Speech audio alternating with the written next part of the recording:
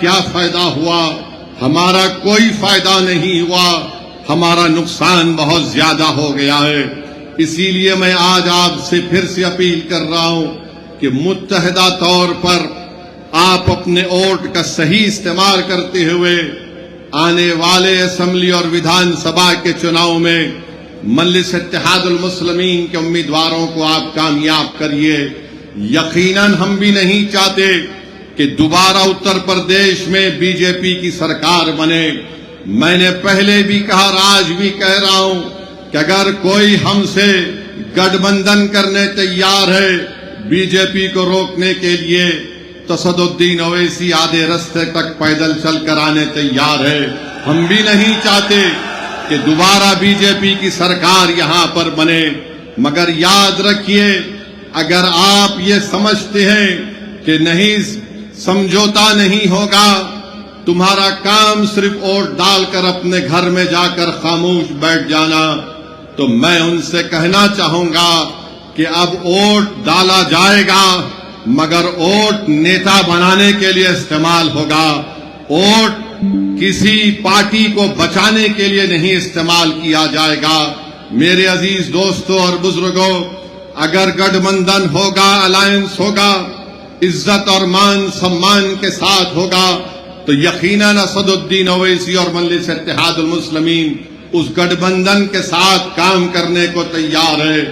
ہم پوری کوشش کرنے تیار ہے کہ دوبارہ بھاجپ کی سرکار اتر پردیش میں نہ بنے، مگر اگر آپ یہ سمجھتے ہیں کہ ہمارا کام صرف دری بچھانا ہے تو یاد رکھو اب کوئی دری نہیں بچھائے گا۔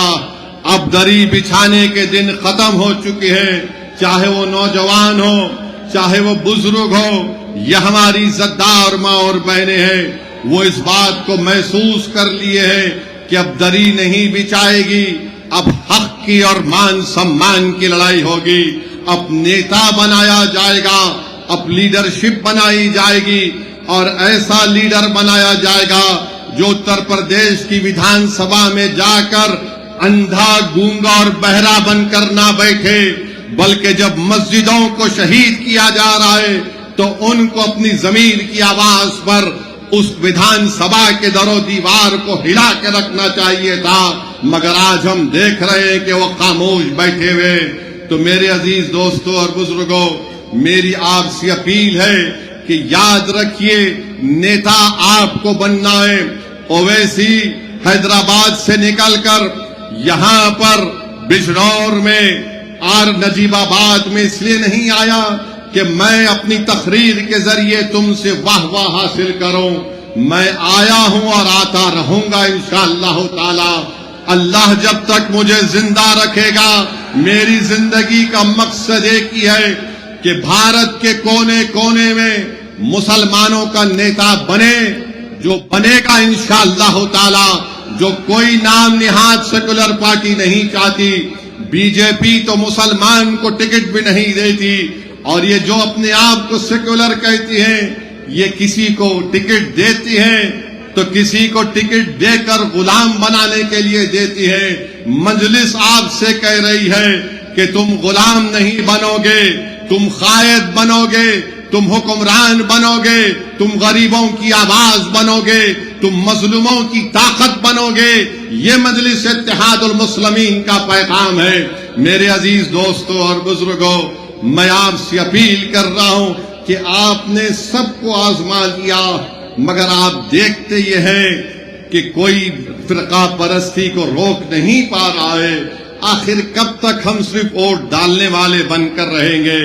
یاد رکھیے جمہوریت لوک شاہی میں اگر آپ ووٹر بن کر رہیں گے تو آپ کے مسائل حل نہیں ہوں گے، آپ کے محلوں میں اور گاؤں میں وکاس کا کام نہیں ہوگا۔